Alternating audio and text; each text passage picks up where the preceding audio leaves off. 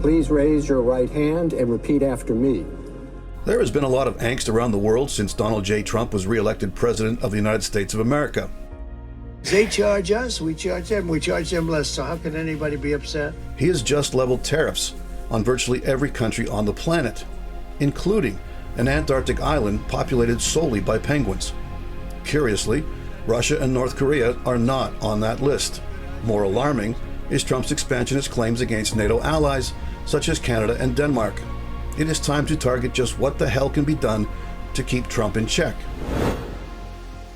Most Canadians are blissfully unaware that from 1973 until June 2022, Canada was locked in a territorial dispute with Denmark. At stake was the claim that both nations placed on the remote, uninhabited Hans Island in Arctic waters. Sailors from the Royal Canadian Navy were the first to land on Hans Island, plant the maple leaf flag, along with a note of welcome and a bottle of Canadian whiskey. In turn, the Royal Danish Navy sent in a landing party to remove the flag and presumably the whiskey. Then, the Danes left their own red and white national flag, along with a bottle of fine Danish schnapps. The conflict was lightheartedly called the Whiskey War. The two sides amicably agreed to a partition of the island, wherein 60% remains Danish and Canada was ceded the remainder. That is the way two NATO allies should hash out solutions. Which brings us to the US President Donald Trump's increasingly hostile threats to annex all of Greenland away from Denmark. For the record, the Kingdom of Denmark-Norway first sent missionaries to colonize Greenland in 1721. It has been internationally recognized as Danish territory for more than 3 centuries. It's an integrated part of our country. It is not for sale. Let me put it in words you might understand.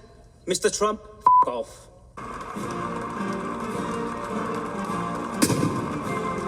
Since his second-term inauguration, Trump has more than doubled down on making Greenland a U.S. protectorate. He recently told reporters that the use of military force to achieve that goal is still on the table. The people of Greenland would love to become a state of the United States of America. To start laying the groundwork, U.S. Vice President J.D. Vance and his wife Usha recently visited Greenland.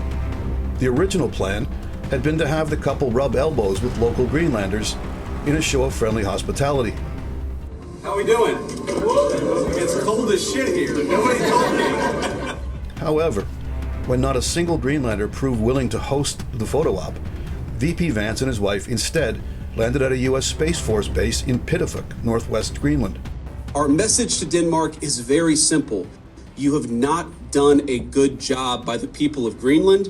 You have underinvested in the people of Greenland, and you have underinvested in the security architecture of this incredible, beautiful landmass filled with incredible people. Predictably, VP Vance crapping on the Danish government from the confines of a U.S. military base on their own soil drew strong rebukes from the Danish political leadership. I took the opportunity to very strongly object to claims and presidential statements of a vision of acquire Greenland. It also drew a harsh rebuttal from the former U.S. ambassador to Denmark, Rufus Gifford. This is shameful, and this is a moral shortcoming. Noting that Denmark spends 2.4% of their gross domestic product on defense, which is higher than the NATO goal of 2% GDP, and that Danish soldiers had fought and died alongside American troops in Iraq and Afghanistan. Almost coincidental with VP Vance's departure from Pituffik, U.S. President Trump took to X to tweet out a propaganda video titled, "America Stands with Greenland." Greenland became an unwitting combatant, and the United States stepped in, not to conquer, but to protect. This slick clip tugs at viewers' heartstrings with a romanticized Second World War tale of 4 U.S. Army chaplains giving up their own life jackets to allow fellow soldiers to save themselves after their troop ship was torpedoed and sunk. At the time, that troop ship was headed to Greenland, and according to the propaganda spin, they were to protect Greenlanders from the Nazis. Fast forwarding to the present, America Stands with Greenland points out that Russia and China pose a clear and present danger to the good people of Greenland. That may seem a stretch of the imagination, considering Russia has been battling for over 3 years to annex a portion of eastern Ukraine,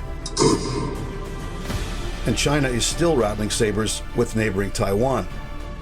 However, rest assured, folks, that Greenland will not have to fight off China and Russia alone. Denmark is a NATO member, and Greenland is Danish territory. Any attack on Greenland would automatically trigger a military response from all 32 NATO member states, including Canada and the US. Those who follow the affairs of the RCF closely will know that our service members recently participated in NORAD training exercise Noble Defender, which included the US base at Pittafuk, Greenland. Yes, that's the same one VP Vance just used as a podium to espouse his negative views of the Danish government and Greenland itself. Trump is also threatening to make Canada his 51st state.